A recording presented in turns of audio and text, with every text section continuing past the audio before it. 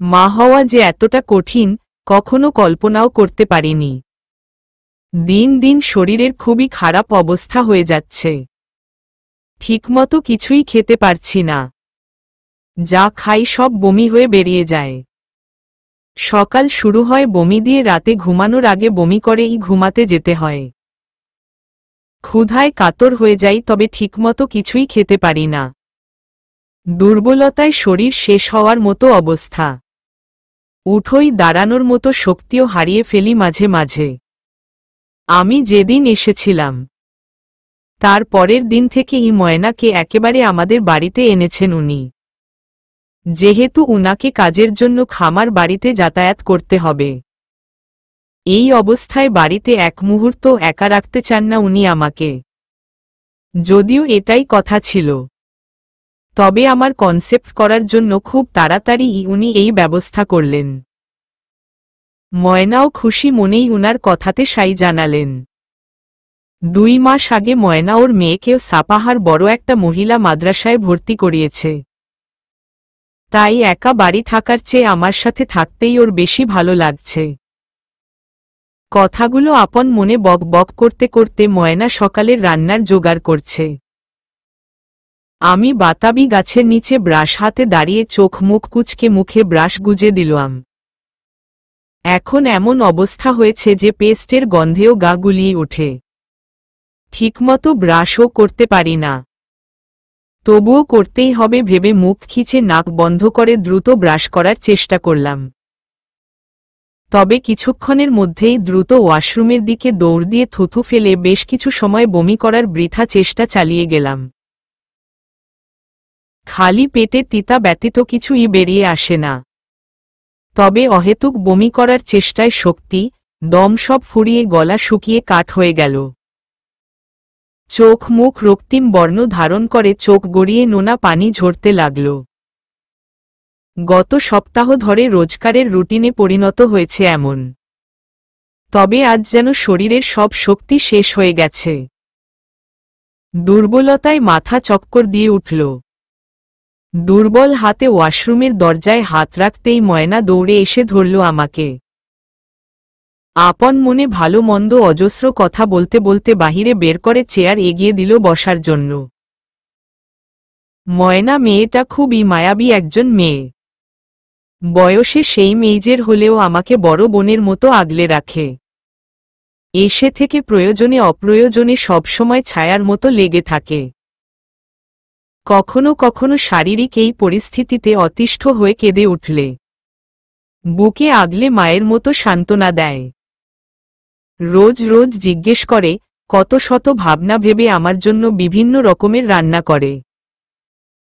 তার মধ্যে কিছু খেতে পারি, কিছু চোখে দেখেই সরিয়ে ফেলি।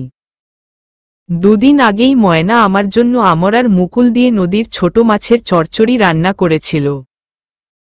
রান্নাটা একদম অপরিচিত, তাই শুনেই কেমন যেন মুখ কুঁচকে ছিলাম আমি। তবে খেতে বসে তরকারিটা এত মজা হয়েছিল যে কতদিন পর মনে হয় তৃপ্তি করে খাবার খেয়েছিলাম। তবে এই অসময়ে আমরার মুকুল কোথায় পেল জিজ্ঞেস করতেই ময়না বলল, পাশের গ্রামে ওর নাকি এক আত্মীয়ের বাড়িতে 12 মাসই আমরার গাছ রয়েছে। কাল ওর মাকে বলে ও আমার জন্য আনিয়েছে। কয়েকদিন থেকে গরমটা যেন বেশি মাত্রায় বেড়ে গেছে। 7 সকালেও খুবই গরম অনুভব হচ্ছে। ময়না আমাকে বাতাবি গাছের নিচে বসিয়ে দৌড়ে গিয়ে একটা বাটিতে 2টা সিদ্ধ করে ছিলে রাখা দেশি মুরগির ডিম আমার সামনে ধরল। ডিম দেখেই মনে হয় ডিমের অ্যাস্টে গন্ধ আমার নাকে এসে লাগল। বিষণ্ণ মনে অসহায় দৃষ্টিতে ময়নার দিকে তাকিয়ে চোখের ইশারায় খাবো না বুঝালাম। ময়না নাছোড়বান্দার ন্যায় বাটিটা আমার হাতে ধরিয়ে দিয়ে বলল, না চাইলেও এখন খাইতে হবে ভাবি। নিজের জন্য না হইলেও পেটের মধ্যে যে আছে তার জন্যেই খাইতে হবে। কষ্ট কইরা হইলেও খান। ময়নার কথায় একটা ডিম দ্রুত মুখের মধ্যে পুড়ে নিঃশ্বাস বন্ধ করে কোনোমতো চিবিয়ে গিলে ফেললাম। দ্রুত ময়না মুখের সামনে পানির গ্লাস ধরল। ঢক ঢক করে পানি খেয়ে জোরে নিঃশ্বাস নিলাম। দ্বিতীয় ডিমটা ময়নাকে খেতে বললাম।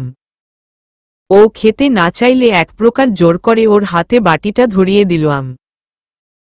বাধ্য মেয়ের মতো ও রান্নার কাজে মন দিল। আমি শান্ত কণ্ঠে ওকে জিজ্ঞেস করলাম, আজ কি রান্না হবে ময়না? আমার কথায় ময়না ডালা থেকে জংলি জাতের কিছু লতা পাতা আমাকে দেখিয়ে বলল, পিপল পাতা দিয়া টাকি মাছের থুকথুকি ভাবি। আর ভাইয়ের জন্যে গরুর মাংস বাহির করছি। আপনের এখন তো মুখে স্বাদ নাই, তাই এই সব কুরানা পাতা লাতা সবজি দিয়া নতুন নতুন তরকারি রাইধা দিল। আপনের খাইতে ভালো লাগবো? ময়নার কথায় মুচকি হেসে উঠে দাঁড়ালাম। মেয়েটা খুবই ভালো মনের মানুষ। মাশাআল্লাহ, রান্নাও করতে পারে দারুণ। প্রতিটি কাজ একদম দক্ষতার সাথে খুব দ্রুতই করতে পারে। বলতে গেলে একদম সরল সাদা মনের মানুষও। মেয়েটাকে খুবই ভালো লাগে আমার।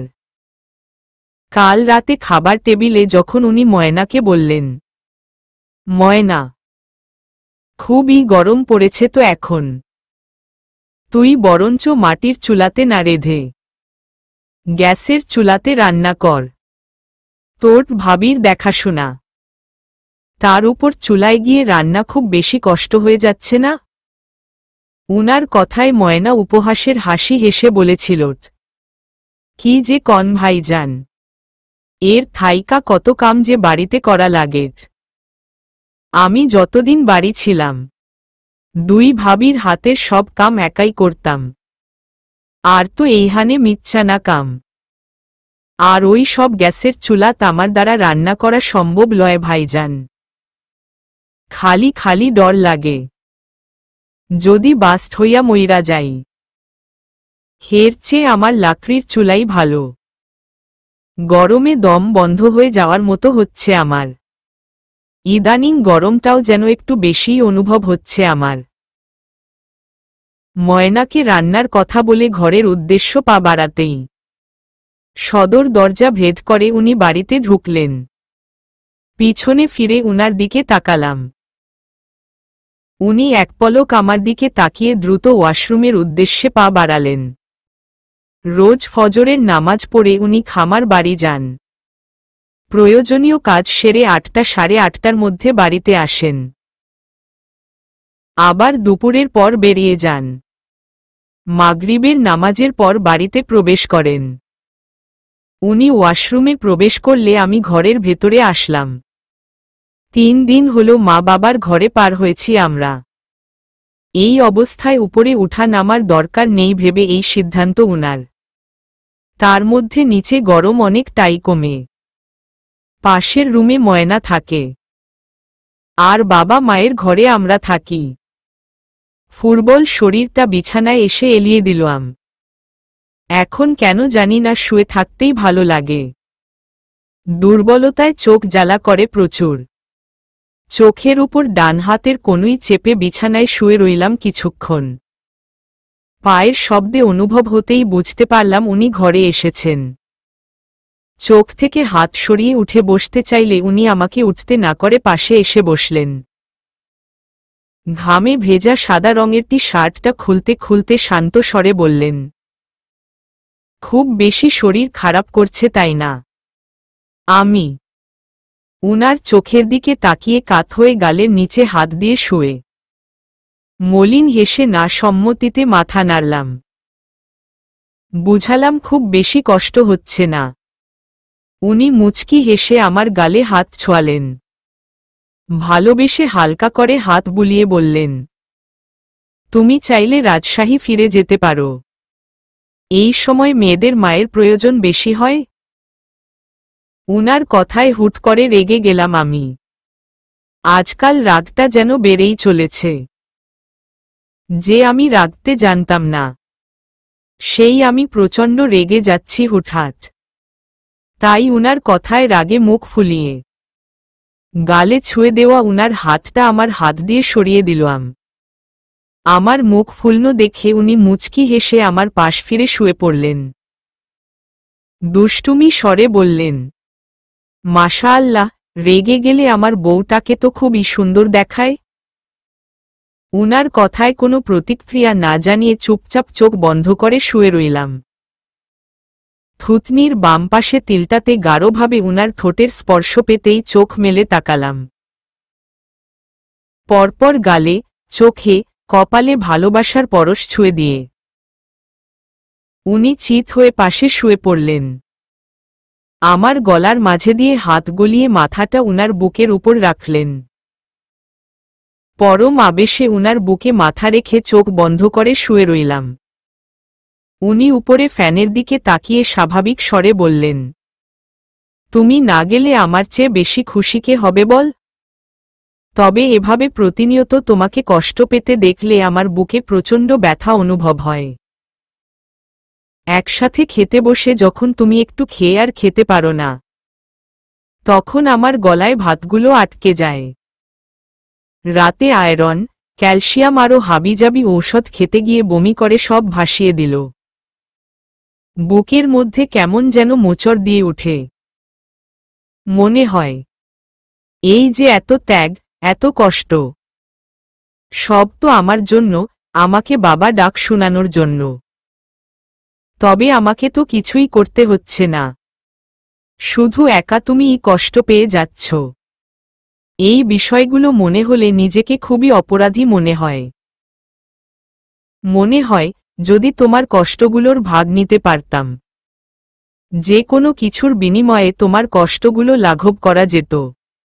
তাই ভাবলাম খালামুনির কাছে তুমি চলে গেলে হয়তো ভালো থাকবে। উনার কথাগুলোর শুনে মুচকি হেসে উনার বুকে থুতনি ঠেস দিয়ে উনার মুখের দিকে তাকালাম।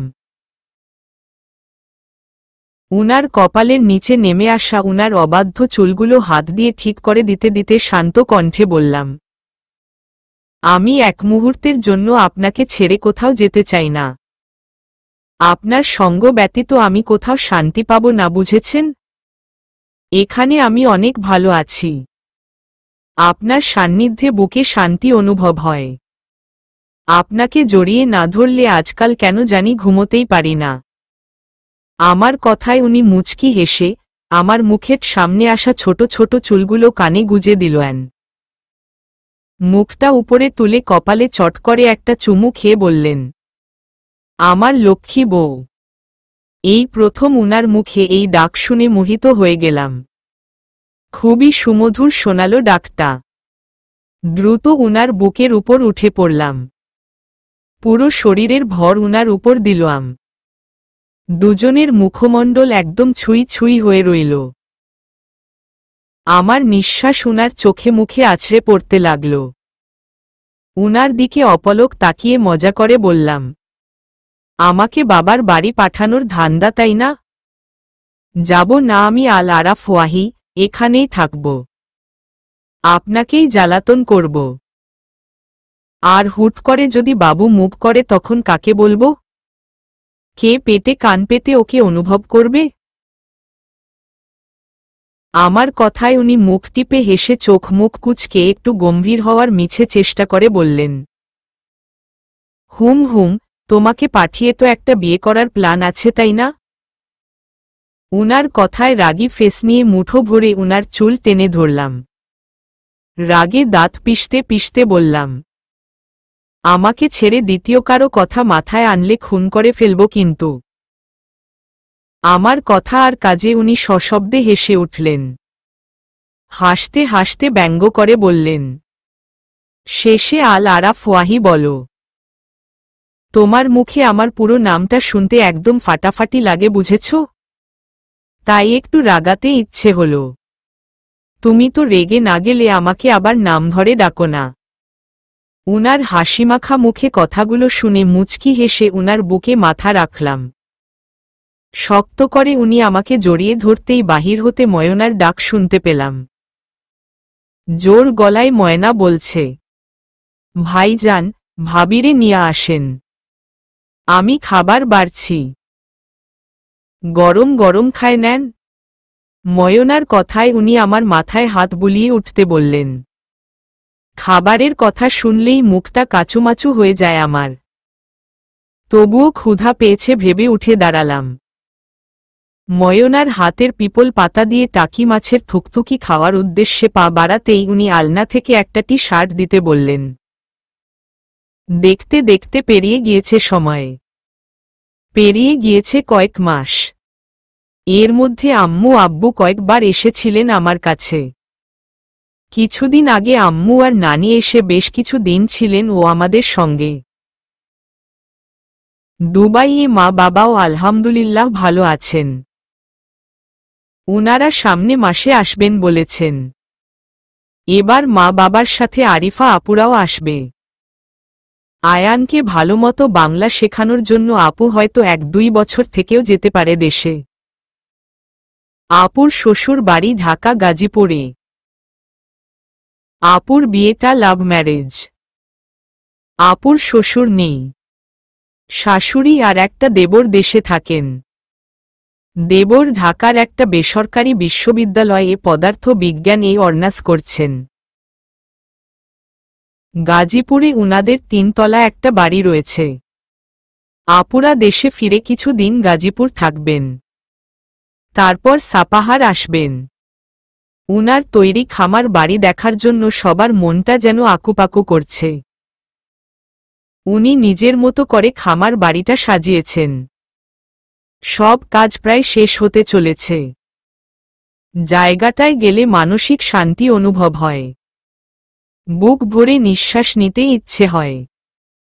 প্রকৃতি প্রেমী দুটো মানুষের শান্তির ঠিকানা এই খামার বাড়ি। উনার বক্তব্য অনুযায়ী শেষ বয়সে এইটাই হবে আমাদের শেষ ঠিকানা। এই পশু পাখি গাছপালা নিয়ে ছোট্ট ছনের ঘরে আমাদের শেষ দিনগুলো কেটে যাবে।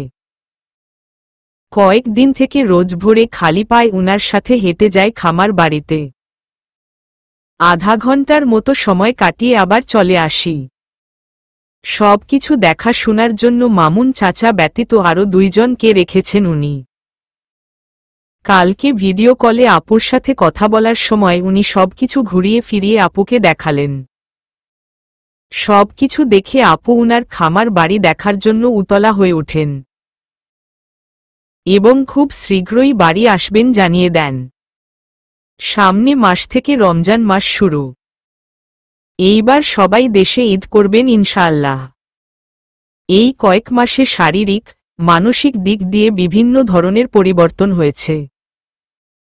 শুনেছিলাম 3 মাস পেরিয়ে গেলে খেতে পারব, রুচি বাড়বে। তবে আজ 7 মাস পেরিয়ে গেল, তবুও খুব একটা খেতে পারি না। যা কিছু খেতে পারি সব অপুষ্টিকর খাবার, যেমন কাঁচা মরিচ ডলে পান্তা, শুকনো মরিচ ভেজে, রসুন সরিষার তেল দিয়ে লাল লাল করে মাখা ভাত, আর ফলমূল। ফলমূল বেবির জন্য স্বাস্থ্যসম্মত হলেও আমাদের দেশে সেই সুযোগ কোথায়? ফরমালিন দিয়ে সংরক্ষণ করে রাখা ফলমূল খাওয়ার চেয়ে না খাওয়াই উত্তম। তবুও খেতে হবে, তাই সেটাই খেতে হয়। আজকাল কলা আর লিচুর প্রতি ব্যাপক টান হয়েছে। 2-1 মিনিট পর পর খেতে ইচ্ছে করে। উনি তো পারেন না আমার জন্য কলা আর লিচুর বাগান তৈরি করবেন। ছোট বাচ্চাদের মতো হালি হালি কলা আর লিচু বাড়ির যেখানে সেখানে থোকা ধরে ঝুলিয়ে রাখে, যেন যখন ইচ্ছে যে কোনো অবস্থাতেই খেতে ইচ্ছে হলে গাছ থেকে পেড়ে খাওয়ার মতো টুপ করে পেড়ে খেয়ে ফেলি। বিষয়টা দেখে ময়নার যেন হেসে হেসে পাগল হওয়ার অবস্থা। জীবনের এমন অদ্ভুত বুদ্ধি দেখেনি বলে হেসে হেসে গড়িয়ে পড়েছে। আগের মতো অতটা বমি আর হয় না। তবে দুধ, ডিম, মাছ, মাংস একদম খেতে পারি না। শরীর আগের তুলনায় খুবই দুর্বল হয়ে পড়েছে। প্রেগন্যান্সিতে নাকি মানুষের ওজন বাড়ে, তবে দুর্ভাগ্যবশত আমার ওজন 2 কেজি কমে গিয়েছে। বিষয়টা জানার পর থেকে উনার মনটা খুবই খারাপ। আমাকে এখানে আর রাখবেন না বলে ডিসিশন নিয়েছেন। পরশু বাড়ি থেকে সবাই আসবেন এবং আলোচনা সাপেক্ষে আমাকে রাজশাহী নিয়ে যাবেন। এইখান থেকে রাজশাহীর চিকিৎসা ব্যবস্থা ভালো এবং নিকটে, তাই আমাকে সাপাহার আর রাখতে চান না উনি। পরশু চলে যাব বিষয়টা ভেবে ময়না মলিন মুখে খাটের এক কোণে বসে রয়েছে। এতদিন একসাথে থাকায় নিজের পরিবারের একজন হয়ে উঠেছে ও। মলিন মুখে আমার দিকে তাকিয়ে বলল, ভাবি, আপনের শরীর দা মনে হয় আমার লাইগা খারাপ হয়েছে। মনে হয় ঠিকমতো আপনের যত্ন নিতে পারি নাই। ময়নার কথায় মৃদু হেসে ওর হাতটা ধরে শান্ত স্বরে বললাম, কি যে বল তুমি, তোমার মতো এত ভালো মনের মেয়ে আমি দুটো দেখিনি। আজ 6টা মাস তুমি আমাকে নিজের বোনের মতো আগলে রেখেছ। খুবই অমায়িক মেয়ে তুমি। এতদিনে তোমার কোনো ত্রুটি ধরতে পারিনি আমি জানো। কথা শেষ করতে না পারতেই ময়না সশব্দে কেঁদে উঠল। মুচকি হেসে ওকে বুকে জড়িয়ে ধরলাম। মাথায় হাত বুলিয়ে দিতে দিতে বললাম, বোকা মেয়ে কাঁদে না। আমি কি একবারে যাচ্ছি, দেখবে কয়েকদিন থেকে ঠিক আবারও চলে আসব। আর কোনো সমস্যা যদি না হয় তবে তুমিও চলো রাজশাহী আমার সাথে। কথাগুলো বলে কিছুক্ষণ থামলাম। ময়নার কান্নার মাত্রা কমে আসলে আবার ওকে জিজ্ঞেস করলাম, যাবে আমার সাথে? চলো। আমার কথায় ময়না মুখ তুলে তাকালেন। বুঝতে পারলাম যেতে বলাতে ও খুব খুশি হয়েছে। কত অল্পেই খুশি হয়ে গেল মেয়েটা। এই ধরনের মানুষদের খুশি করতে বেশি কিছুর দরকার পড়ে না। একটু ভালোবাসা দিলেই ওরা খুশি হয়ে যায়। তেমন ময়না হাসি হাসি মুখ নিয়ে চোখ দুটো ওড়না দিয়ে মুছল। উৎফুল্ল ভঙ্গিতে বলল, ভাবি, একসাথে আমরা দুইজনে গেলে হবে না। বাড়িতে তো কাউরে না কাউরে থাকতে হইব। আপনি যে আমারে যাইতে কইছেন এই মেলা, আপনি ভালো ভালো যান, ভালো ডাক্তার দেখান। একদিন ভাইজান রে কইয়া সময় সুযোগ দেইখা যামুনি। ময়নার কথায় মুচকি হেসে ওর মাথায় এলোমেলো চুলগুলো ঠিক করে দিতে দিতে বললাম, আমার নিজের কোনো বোন নেই ময়না। এখানে এসে তোমার কাছ থেকে বোনের ভালোবাসা পেয়েছি। আমার বাবু হলে তোমাকে খালামুনি ডাক শিখাবো, ঠিক আছে? কল্পনাও করিনি আমার এই সাধারণ কথাতে ময়না আবার হাউমাউ করে কেঁদে দিবে। প্রথমে চমকে গেলেও পরবর্তীতে ওকে আবার জড়িয়ে ধরলাম। ধীর কণ্ঠে পাগলি বলে মাথায় ভালোবেসে হাত বুলিয়ে দিলাম। পরশু চলে যাব ভেবেই দম বন্ধ হয়ে আসছে আমার। খুব বাজেভাবে মানুষটার প্রতি আসক্ত হয়ে পড়েছি। একদম ছেড়ে থাকতে ইচ্ছে করে না। তবে এইসব কথা কি আর মুখ ফুটে বলা যায়? শুধু ভেতর ভেতর কষ্ট হয়। উনার বুকে মাথা দিয়ে ঘুমানোর আপ্রাণ চেষ্টা করে ও ঘুমাতে পারছি না। আজকাল ঘুমও ঠিকমতো হয় না। আর খুবই গরম লাগে। পেট উঁচু হয়ে মেক্সি পরার জন্য যেন দ্বিগুণ গরম অনুভব হয়। শুয়ে থাকতে খুব হাঁসফাঁস লাগে। তাই কয়েকদিন থেকে একটা বাজে অভ্যাস গড়ে উঠেছে। মেক্সি খুলে পেটিকোট বুকে বেঁধে শুয়ে পড়ি। এতে গরমের সাথে সাথে হাঁসফাঁসও কম লাগে। তবে প্রথমে লজ্জায় লাল নীল হলেও উনার এই বিষয়ে কোনো ভ্রুক্ষেপ না দেখে নিজেকে স্বাভাবিক করে নিয়েছি। বুকের উপর মাথা রেখে উনার উন্মুক্ত বুকের লোমগুলো হাতে পেঁচানোর বৃথা চেষ্টা চালিয়ে যাচ্ছি। যদিও জানি এত ছোট লোমে এটা অসম্ভব, তবু এমন করতে ভালো লাগছে। উনি মনে হয় ঘুমিয়ে গেছেন। কোনো সারা শব্দ বা প্রতিক্রিয়া ও চোখে পড়ল না। তাই আমিও চোখ বুজে ঘুমানোর চেষ্টা করতেই উনি রাশভারী গলায় বলে উঠলেন, ঘুম আসছে না। উনার কথায় ধীর কণ্ঠে ছোট্ট করে বললাম, উম্মম হুহহ। উনি মাথায় আদরে হাত বুলিয়ে দিতে দিতে শান্ত স্বরে বললেন, তুমি চাইলে রোজ রাতে পৌঁছে যাব। উনি বিষয়টা আঁচ করতে পেরেছেন ভেবে আলিঙ্গন গাঢ় করলাম। আমি চাইলে উনি যে রোজ যাবেন ব্যাপারটা শুনে খুশি হলেও উনার কষ্ট হবে ভেবে ধীর স্বরে বললাম, প্রয়োজন নেই এত কষ্ট করার। সপ্তাহে 2 দিন গেলেও চলবে। আমার কথায় উনি ফোঁস করে নিঃশ্বাস ছাড়লেন। আগের ন্যায় বললেন, তোমাদের জন্য জীবনটার বিলিয়ে দিলেও কষ্ট হবে না, শুধু তোমরা কষ্ট পেলেই কষ্ট হবে। উনার কথা শুনে চিত হয়ে শুলাম। বেশিক্ষণ এক কাত হয়ে শুয়ে থাকতে কষ্ট হয়। চিত হয়ে শুয়ে পাশাপাশি বালিশে মাথা দিয়ে উনার মুখের দিকে তাকিয়ে বললাম, কষ্টট করে উঠে একটু আলো জ্বালিয়ে দিবেন, আপনার মুখটা দেখতে পারছি না। আমার কথায় খুব দ্রুত উনি উঠলেন। অন্ধকারে হাতড়িয়ে আলো জ্বালিয়ে দিলেন। আমার পাশে কাত হয়ে শুয়ে আমার মুখের দিকে অপলক দৃষ্টিতে তাকিয়ে রইলেন। চিত হওয়া থেকে কাত হয়ে উনার মুখোমুখি হলাম। উনার গালের উপর আমার ডান দিয়ে আলতোভাবে ছুঁয়ে দিলাম। আজ কেন জানি না মানুষটাকে শুধু দেখতেই ইচ্ছে হচ্ছে। পরশু থেকে এই মুখটা রোজ দেখতে পাবো না মনে হতেই দীর্ঘশ্বাস বেরিয়ে এলো। আমাকে এভাবে চেয়ে থাকতে দেখে উনি ভ্রু নাচিয়ে কি বুঝালেন। উনার চোখের ইশারায় মলিন হাসলাম। হুট করে মনটা খারাপ হয়ে গেল। মনের মধ্যে অজস্র আজেবাজে চিন্তা বোঝাপড়া শুরু করল। কেন জানি না মনে হতে লাগল, এই মুখটা আবার দেখতে পাবো তো? পুনরায় এই সংসারে আসা হবে তো? নাকি হুট করেই হারিয়ে যাব?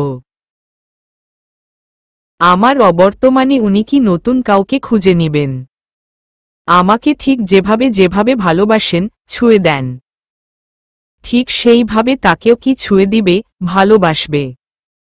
নাকি আমার স্মৃতি আকরে বাবুকে নিয়েই বাকিটা জীবন কাটিয়ে দিবে? কথাগুলো মনে হতেই বুকে অসম্ভব যন্ত্রণা অনুভব হতে লাগল। বুক ফেটে কান্নারা যেন গলায় এসে আটকে গেল। না চাইতেও চোখগুলো ছলছল হয়ে উঠল। আমার চোখ মুখের এমন অবস্থা দেখে ভ্রু কুঁচকে কথা বলার জন্য মুখ খুলতেই আমি উনাকে থামিয়ে দিয়ে শান্ত স্বরে বললাম, একটা কথা বলবো, রাখবেন? আমার কথায় উনি আমার কপালে চুমু এঁকে দিলেন। পুনরায় আমার মুখোমুখি হয়ে শুয়ে মৃদু হেসে বললেন, একটা কেন, 1000টা রাখব, শুধু বলে তো দেখ। উনার কথা শুনে চোখের কোনো বেয়ে টুপ করে এক ফোঁটা অশ্রু গড়িয়ে পড়ল। অনিচ্ছা সত্ত্বেও ঠোঁট দুটো তিরতির করে কেঁপে উঠল। কাপা কাপা ঠোঁটে ঢোক গিলে কান্না দমিয়ে বললাম, আল্লাহ না করুক, আমি যদি মারা যাই, আপনি প্লিজ আমাকে কবরে শায়িত করার পর ধীর কণ্ঠে আমার কানের কাছে মুখ এনে একটি বার, লক্ষ্মী বউ, বলবেন। এই সময় আমার মুখে এমন কথা উনি হয়তো আশা করেননি। মুহূর্তেই চোখ মুখ রক্তিম হয়ে উঠল উনার। চোয়াল ক্রমশ শক্ত হয়ে উঠল। আমার থেকে মুখ ফিরিয়ে উনি চিত হয়ে শুয়ে পড়লেন। বাম হাত দিয়ে চোখ দুটো ঢেকে রইলেন। বুঝতে বাকি নেই আমার কথায় উনি অভিমান করেছেন। উনার দিকে তাকিয়ে চোখ বেয়ে গলগল করে অশ্রু ঝরে পড়তে লাগল। এই সব কথা বলা মোটেও উচিত হয়নি আমার। তবে আজকাল এমন অদ্ভুত সব ভাবনা না চাইতেও হুট করে মাথাতে এসে পড়ে। শুনেছিলাম প্রেগন্যান্সিতে মায়েদের মুড সুইং হয়ে থাকে। এখন একটু করে বুঝতে পারি এই সমস্যায় ভুগছি আমি। আস্তে করে উনার চোখ ঢেকে রাখা হাতটা সরানোর চেষ্টা করলাম। তবে উনি আমাকে উপেক্ষা করে ওই অবস্থাতেই অটল রইলেন। অপরাধীর ন্যায় মিনমিনে গলায় বললাম, শুনছেন? কথাটা বলে পুনরায় উনার হাতটা সরানোর চেষ্টা করলাম। অবশেষে সফল হলাম। উনি হাতগুলো সরালেন ঠিকই, তবে গম্ভীর মুখে বিমুখ হয়ে শুয়ে রইলেন। বড় পেট নিয়ে শুয়ে শুয়ে উনার অভিমান ভাঙ্গাতে পারব না, বিধায় উঠে বসলাম। উনার ডান হাতটা মুঠোয় পুড়ে ধরলাম, হাতের পিঠে ঠোঁট ছুঁয়ে। আমার গালে উনার হাত দিয়ে ছুঁয়ে দিলাম, উনার কোনো ভাবান্তর না দেখে। আস্তে আস্তে হাতটা আমার পেটের উপর রাখলাম। পেটে হাত রাখতেই উনি গম্ভীর চোখে আমার দিকে তাকালেন। পেটে উনার হাত চেপে করুণ দৃষ্টিতে উনার দিকে তাকিয়ে শান্ত স্বরে বললাম, আপনি রেগে যাবেন না প্লিজ। পেটের মধ্যে কেমন যেন অস্থিরতা অনুভব হচ্ছে। ওকে একটু শান্ত করুন প্লিজ। মনে হয় ও আমাদের মধ্যে মনোমালিন্য চাইছে না। সত্যিই আমার পেটে ভীষণ রকমের অস্থিরতা বেড়ে গেছে। উনার গম্ভীর মুখটা দেখার পর থেকেই এমন অনুভব হচ্ছে। আমার কথা শুনে উনি মুখে গম্ভীরতা বজায় রেখে উঠে বসলেন। আস্তে করে আমাকে শুইয়ে দিয়ে পেটে আলতোভাবে হাত বুলিয়ে দিতে লাগলেন। উনার হাতের স্পর্শে মুহূর্তেই অস্থিরতা কমে গেল। মুচকি হেসে উনার দিকে তাকিয়ে রইলাম। উনি এখন পর্যন্ত আমার দিকে একটিবারও তাকায়নি। নিজের দায়িত্ব পালনের মতো পেটে হাত বুলিয়ে দিতে দিতে মুখটা নিচু করে আলতো করে পেটে ঠোঁট ছুঁয়ে দিলেন। ফিসফিস করে গম্ভীর স্বরে বলে উঠলেন, শান্ত হও আম্মু, বাবা এখানেই আছে। উচ্চ স্বরে নিরুপমা। ডাক কানে আসতেই উঠে দাঁড়ালাম। আমার সাথে সাথে মা আর উনিও দাঁড়ালেন। আল্ট্রাসোনোগ্রাফি করার উদ্দেশ্যে ডায়াগনস্টিক সেন্টারে এসেছি আমরা। পরশু আমার পুরো পরিবার একটা মাইক্রো নিয়ে সাপাহার গিয়েছিলেন। সাথে ওইদিকে নানু নানি, ছোট খালার পরিবারের সবাই যোগদান করেছিলেন। ছোটখাটো পারিবারিক উৎসবের মতো আমাকে রাজশাহী নিয়ে এসেছে আব্বু আম্মু, সাথে অবশ্য উনিও এসেছেন। একদিন থেকে চলে যেতে চেয়েছিলেন, তবে মা আজ আমাকে ডাক্তারের কাছে নিয়ে আসার কথা জানাতেই উনি আজকের দিনটা থেকে যাওয়ার সিদ্ধান্ত নিয়েছেন। 6 মাসে একটু একটু করে গুছিয়ে নেওয়া আমার ছোট্ট সংসারটাকে ছেড়ে আসতে খুবই কষ্ট হচ্ছিল। কেন জানি না আবার এই সংসারে ফিরব কি না, সেই দ্বিধাও হচ্ছিল। চলে আসার সময় ময়নার কান্না দেখে আমিও কেঁদে দিয়েছিলাম। বারবার প্রাণপ্রিয় বাড়িটার দিকে চেয়ে দেখছিলাম। মনে মনে আল্লাহর কাছে চাইছিলাম যেন পুনরায় এ বাড়িতে ফিরে আসি। স্বামী সন্তান নিয়ে এই বাড়িতে যেন সুখের একটা সংসার হয় আমার। ভেবাচেকা খেয়ে ড্যাব ড্যাব করে তাকিয়ে আছি আমার মা আর আমার প্রাণপ্রিয় অর্ধাঙ্গের দিকে। দুজনেই নার্সের সাথে প্রায় আধা ঘন্টা যাবৎ কথা কাটাকাটি করছেন।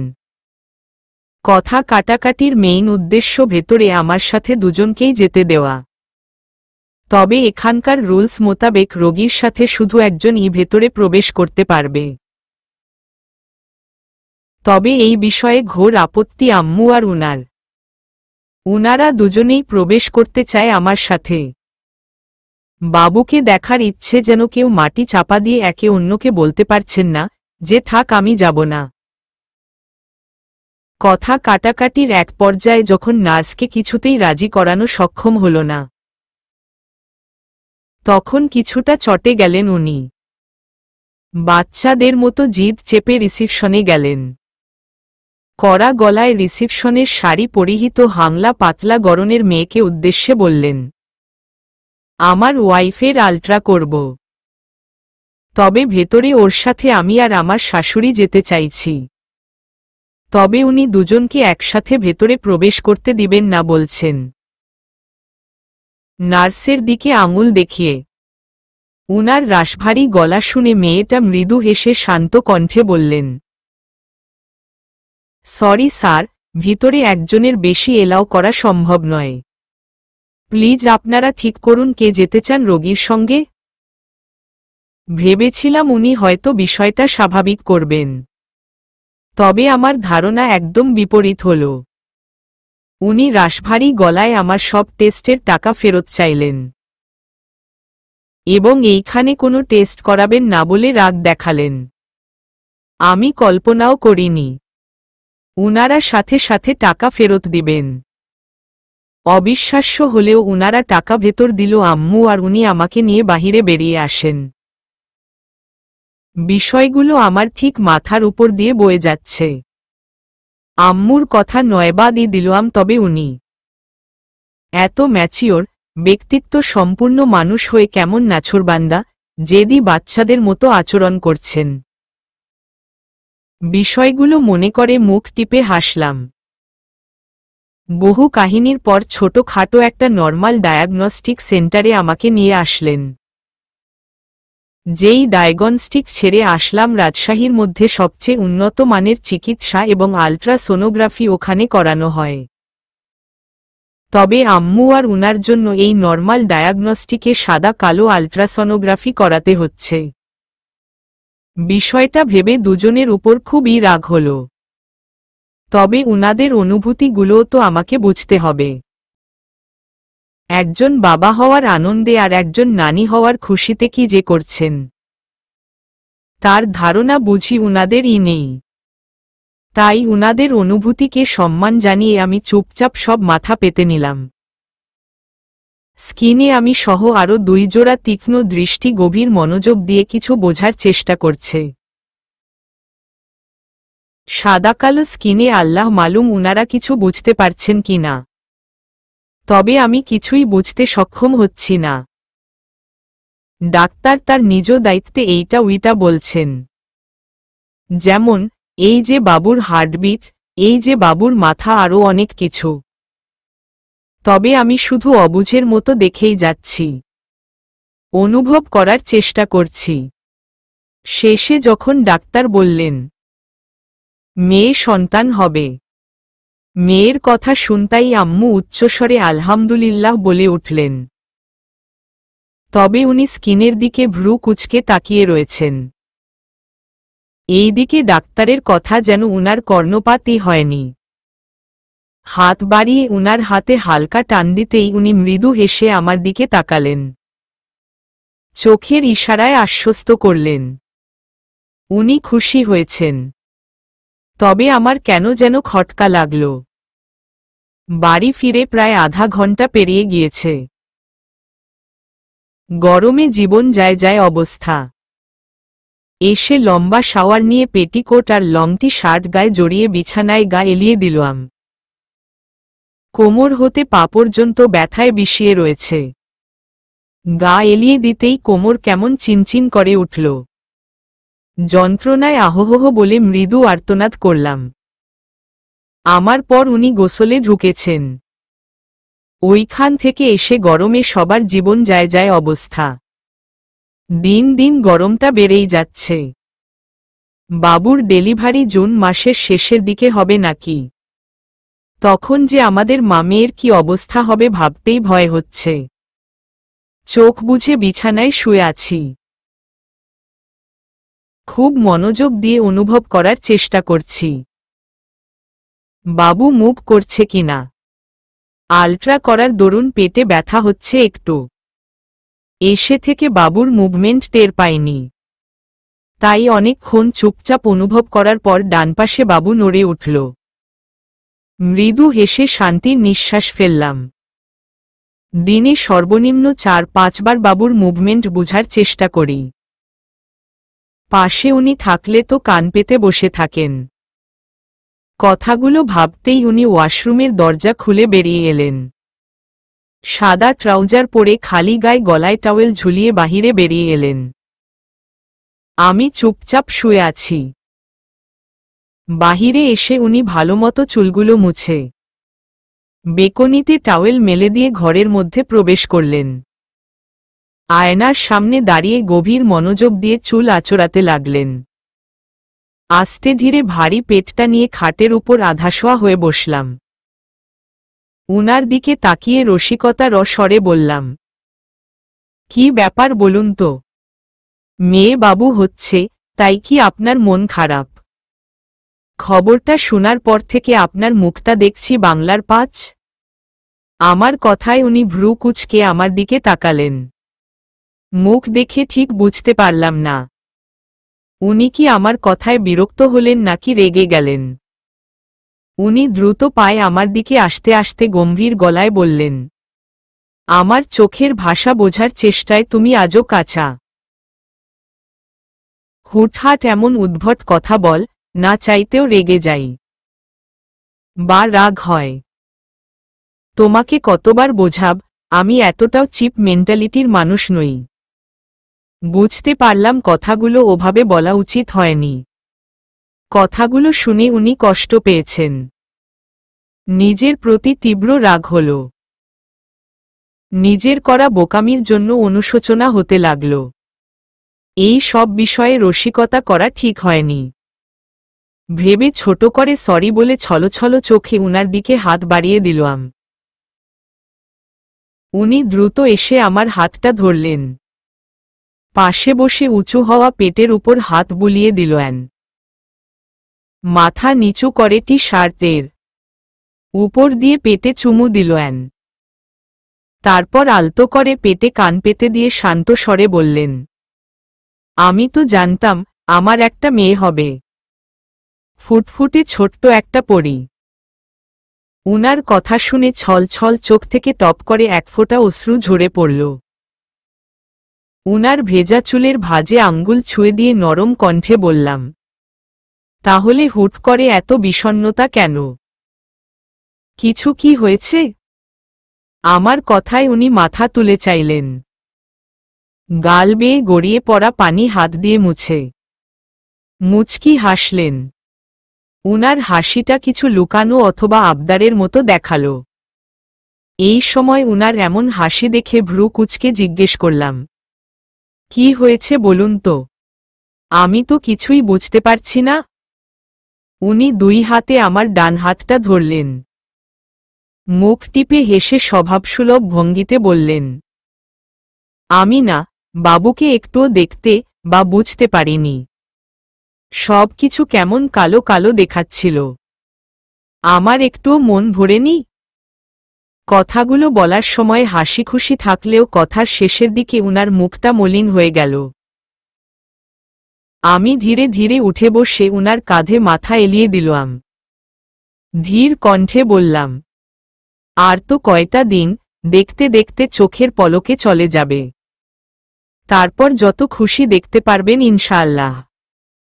উনি পরম আদরে আমার মাথায় হাত বুলিয়ে দিতে দিতে আবদারের ন্যায় বললেন, বিকেলে চল না, আমি আর তুমি চুপি চুপি গিয়ে আবার আলট্রা করি। প্রথমে যেইখানে গিয়েছিলাম উইখানে নাকি রঙিন এবং উন্নত সব যন্ত্রপাতি। সবকিছু পরিষ্কার দেখা যাবে নিশ্চয়। আমি একটু আম্মুটাকে দেখতে চাই। এই প্রথম উনাকে বাচ্চাদের মতো আবদার করতে দেখলাম।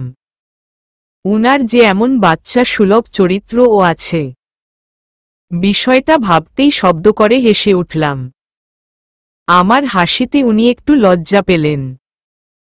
উনার মতো এমন ম্যাচিওর ব্যক্তির এমন আবদার অনুচিত ভেবে চোখ মেঝের দিকে রাখলেন। হাসি থামিয়ে উনার দিকে তাকিয়ে মুচকি হেসে বললাম, তাহলে বাসায় ঠিক কি বলে বেরুব জনাব? খেতে যাচ্ছি নাকি শপিংয়ে? খুশিতে আত্মহারা হয়ে উনি আমাচুমুতেকে জড়িয়ে ধরলেন।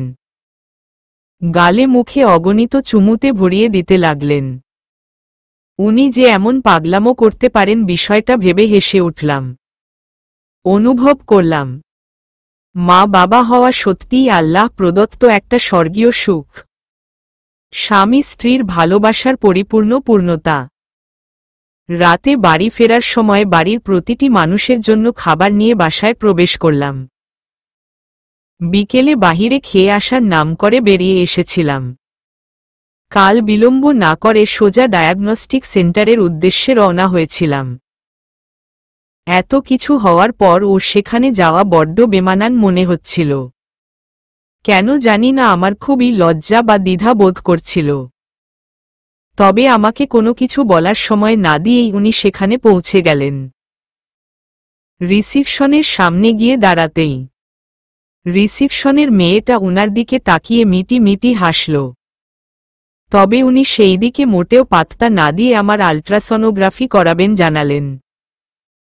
রিসিপশনের মেয়েটা আর চোখে একবার আমার দিকে তাকিয়ে মুচকি হেসে কাগজপত্র তৈরি করতে লাগলেন। হয়তো উনার অনুভূতিগুলো মেয়েটা উপলব্ধি করতে পেরেছে। নিজের অনাগত সন্তানকে একটু দেখার, একটু অনুভব করার তীব্র আকাঙ্ক্ষায় ছটফট করা একজন বাবার চোখের ভাষা হয়তো মেয়েটা বুঝতে সক্ষম হয়েছে। কথাগুলো ভেবে কৃতজ্ঞতা প্রকাশের উদ্দেশ্যে মেয়েটার দিকে তাকিয়ে মৃদু হাসলাম। প্রতি উত্তরে মেয়েটাও মৃদু হেসে চোখের পলক ফেলে আমাকে আশ্বস্ত করলেন। ডাইনিং রুমে সবাই খোশ গল্পে মত্ত। মা বাহির থেকে আনা খাবারগুলো খাবার টেবিলে পরিবেশন করছেন। আমি ওয়াশরুম থেকে ফ্রেশ হয়ে বাহিরে বেরিয়ে এলাম। ঘামে ভিজে যাওয়া কাপড়গুলো বদলে বিছানায় শুয়ে পড়লাম। ভাবতেই পারিনি পেটে এত পরিমাণ ব্যথা করবে। একই দিনে পরপর 2 বার আলট্রা করার দরুন পেটে ব্যথা অনুভব হচ্ছে। তাই ঘর অন্ধকার করে শুয়ে পড়লাম। জানালা ভেদ করে বাহিরের আলোয় ঘর আলোকিত রয়েছে। শুয়ে চোখ বন্ধ করে ভাবতে লাগলাম কিছুক্ষণ আগে হওয়া ঘটনাগুলো।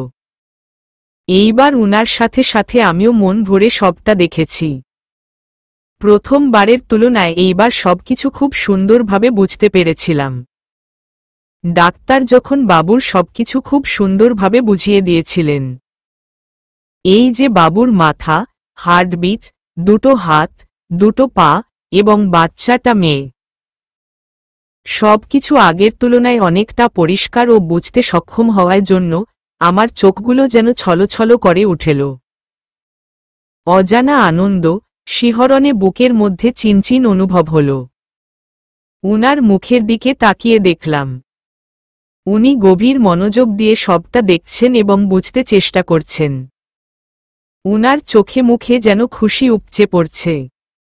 সবচেয়ে মজার ব্যাপার ঘটেছিল তখন, যখন ডাক্তার বাবুর পাগুলোকে দেখিয়ে সবে বলেছে, এই যে বাবুর পা। কথাটা বলার সাথে সাথে বাবু পেটে একটা কিক মারে। মুহূর্তেই কম্পিউটার স্ক্রিনে বাবুর পায়ের তালুর ছবি ভেসে উঠে, সাথে ভাষা ভাষা হয়ে নজরে পড়ে বাবুর 5টি আঙ্গুল। তখনই খুব দ্রুত গতিতে ডাক্তার বলে ওঠে, এই যে, এই দেখুন বেবির পা, এই দেখুন পায়ের আঙ্গুল। 1, 2, 3, 4, 5। খুব স্পষ্টভাবে বাবুর পায়ের নিচের অংশ ও 5টি আঙ্গুল দেখে দুজনেই আনন্দে হেসে উঠলাম। ডাক্তার ও আমাদের সাথে তাল মিলিয়ে মুচকি হেসে আমার দিকে তাকিয়ে বললেন, বেবিটা খুবই দুষ্টু হবে মনে হয়, একটু বেশিই নড়াচড়া করে তাই না? উনার কথায় হেসে আমি উত্তর দেওয়ার আগেই উনি উৎফুল্ল স্বরে বলে উঠলেন, সে কথা আর বলতে, খুবই নড়ে।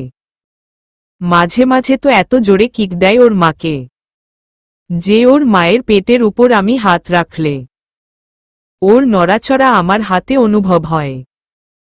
ডাক্তার উনার কথায় মৃদু হাসলেন।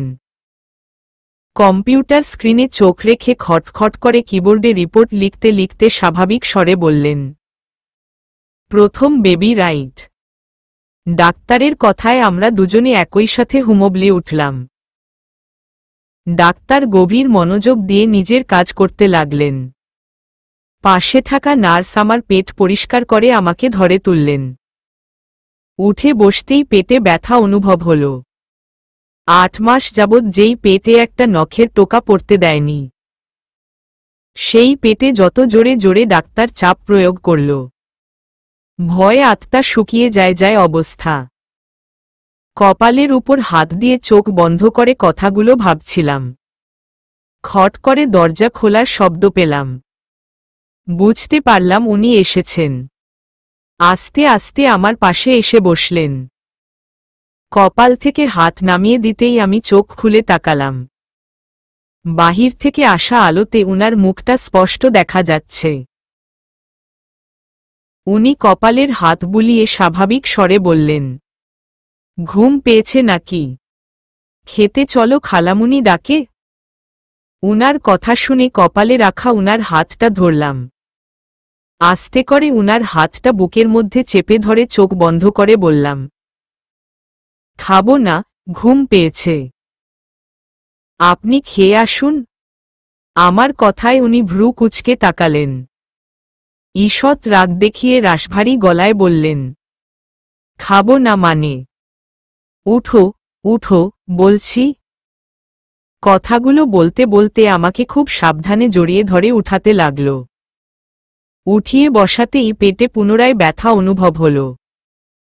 ব্যথায় মৃদু স্বরে ইস বলে উঠলাম। আমাকে ঈষৎ বলতে শুনে উনি উত্তেজিত হয়ে জিজ্ঞেস করলেন, কি হয়েছে, ব্যথা পেয়েছ?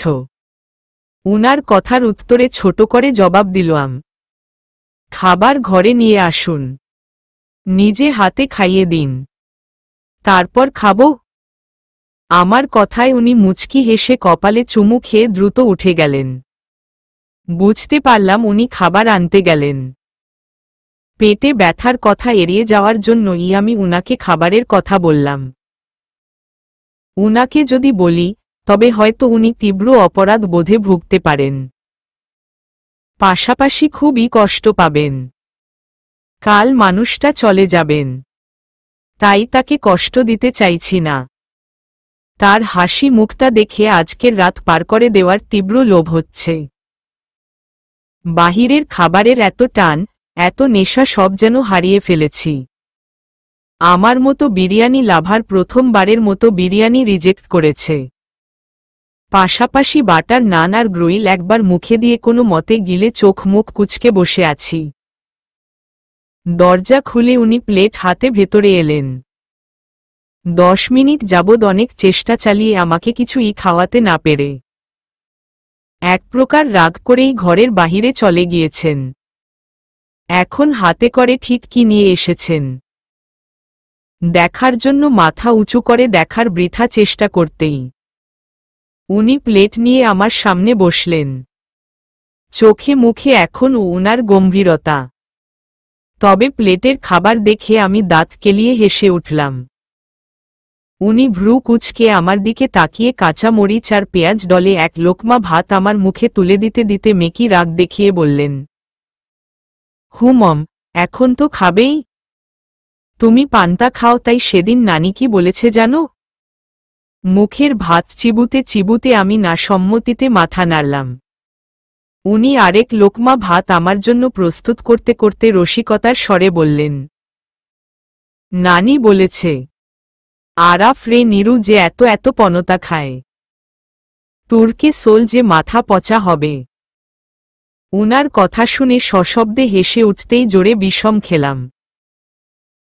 উনি দ্রুত আমার মাথায় পিঠে হাত বুলিয়ে দিতে লাগলেন। মুখের সামনে পানি ধরলে পানি খেয়ে আমি কিছুটা শান্ত হলাম।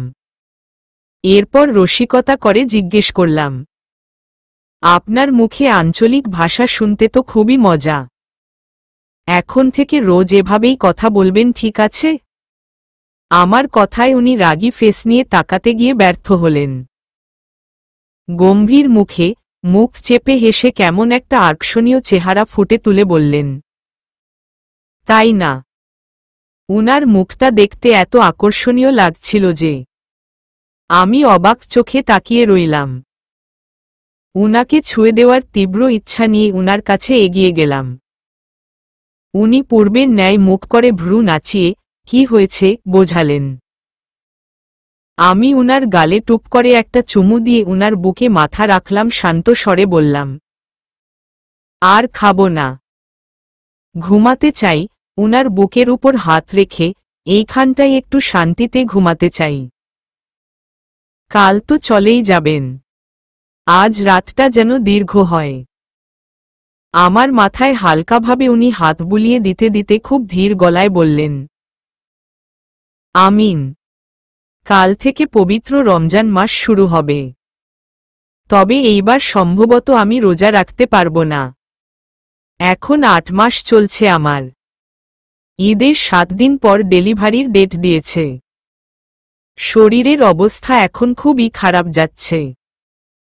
পা ফুলে রস নেমেছে। 3 দিন হলো ব্রেস্ট হতে পানির মতো আঠালো জাতীয় কিছু বের হচ্ছে। প্রথমে এমন হওয়াতে ভয় পেয়েছিলাম। দ্রুত আম্মুকে গিয়ে বিষয়টা জানালে আম্মু চিন্তা করতে নিষেধ করেন। এই সময় এমনটা হয় বলে আশ্বস্ত করলেন। তবে খুবই গরম লাগে এখন। মারাত্মক গরমও পড়েছে। দিনে সর্বনিম্ন 3 বার কাপড় চেঞ্জ করতে হয়। গরমে অতিষ্ঠ হয়ে উঠি মাঝে মাঝে। ইচ্ছে করে মেঝেতে শুয়ে পড়ি। তবে বাবুর ঠান্ডা লাগবে ভেবে ইচ্ছে সত্ত্বেও হয়ে ওঠে না। সোফার উপর পা তুলে বসে এক বাটি কাঁচা মিঠে আম কেটে নিয়ে খেয়ে যাচ্ছি। একজন কর্মচারীকে সাথে নিয়ে আব্বু রমজানের সব বাজার বাসায় আসলেন। কাল দুপুরে মা, বাবা দুবাই থেকে ফিরেছেন। আর আপু দুলাভাই প্রায় 1 সপ্তাহ হলো দেশে এসেছেন। তবে উনারা গাজীপুরে রয়েছেন। মা বাবা কালকে আপুর উইখানে ছিল। তবে আজ সকালে উনারা আমাদের এখানে আসার জন্য রওনা হয়েছেন। আমাকে দেখার জন্য নাকি মায়ের কলিজা ফেটে যাচ্ছে। বিকেলের মধ্যে উনিও এসে পড়বেন। একটু আগে ফোন দিয়েছিলেন। সবাই আসবে শুনে খুবই আনন্দ হচ্ছে। বিকেলের মধ্যে মা বাবা পৌঁছে গিয়েছেন। মা এসেই আমাকে ঝাপটে ধরে কেঁদে উঠলেন। চোখে মুখে অজস্র চুমু খেয়ে বুকে জড়িয়ে সোফায় বসে পড়লেন। উনার কান্না দেখে আম্মুও চোখ মুছলেন। কাপা কাপা স্বরে বললেন, বুবু, বোরখা খোলো। ফ্রেশ হয়ে কিছু খেয়ে রেস্ট নাও। তারপর প্রাণ ভরে দেখো তোমার নিরুকে।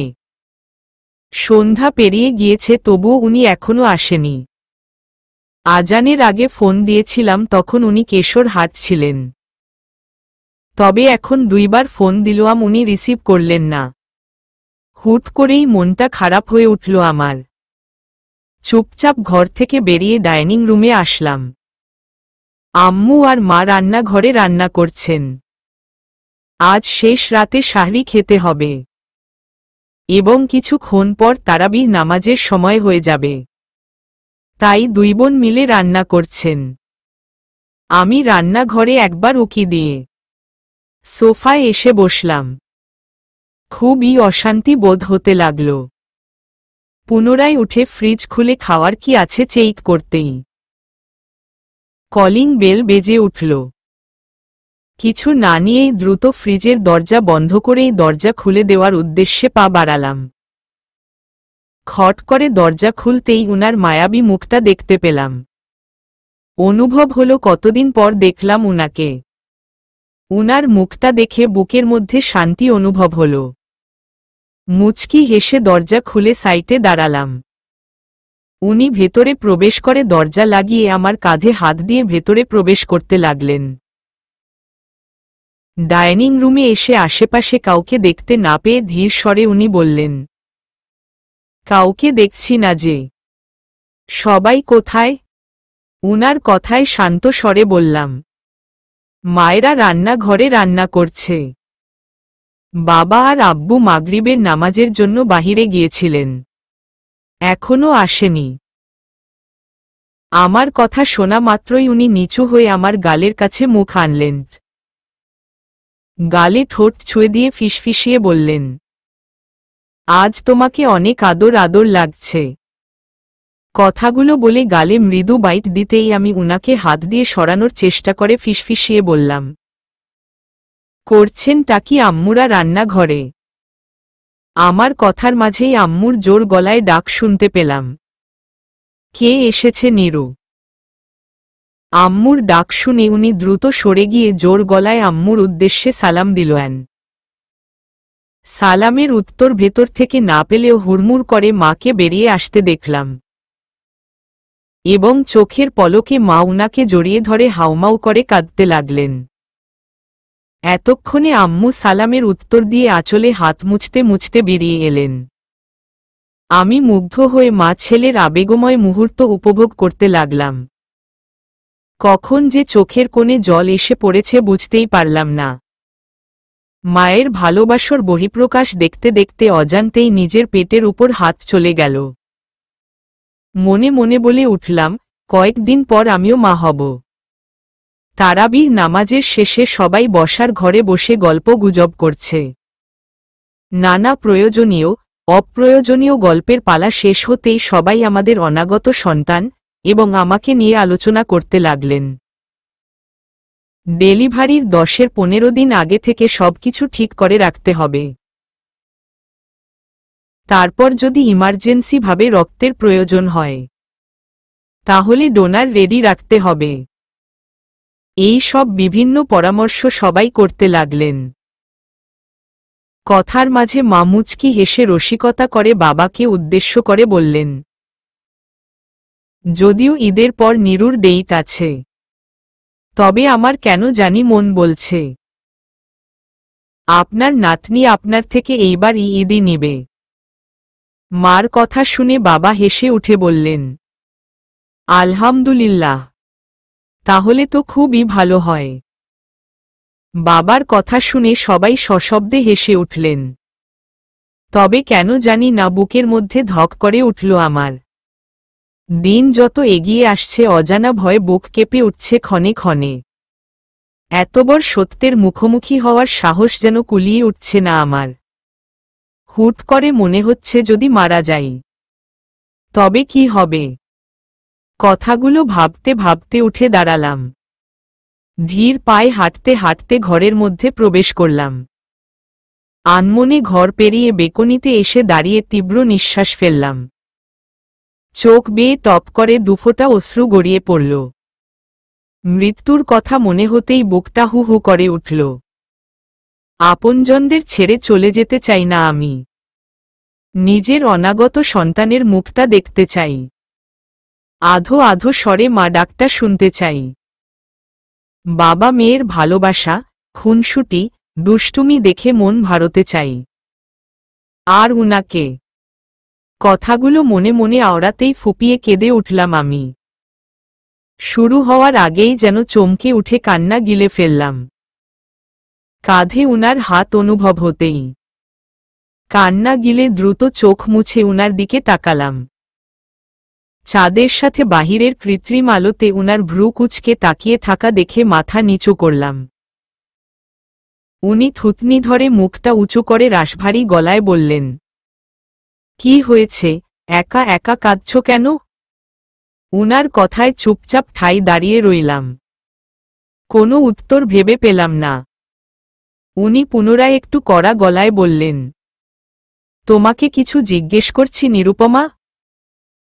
উনার কথায় চোখ তুলে উনার মুখের দিকে তাকালাম। মিনমিনে গলায় বললাম, আগে বলুন, রেগে যাবেন না। আমার কথায় উনি মুচকি হাসলেন। গলার স্বর নরম করে বললেন, উম্মম হুমম করব না, বল। উনার বুকে মাথা এলিয়ে দিলাম। মুহূর্তেই বুকের মধ্যে যেন শীতলতা বয়ে গেল। এতক্ষণ ধরে ছটফট করতে থাকা মনে শান্তি অনুভব হল। শান্ত স্বরে উনার বুকে মাথা রেখেই বললাম, আল্লাহ না করুক, আমি যদি আল্লাহর কাছে চলে যাই, আপনি আমাদের সন্তানকে আমার বাবা মায়ের কাছে রাখবেন প্লিজ।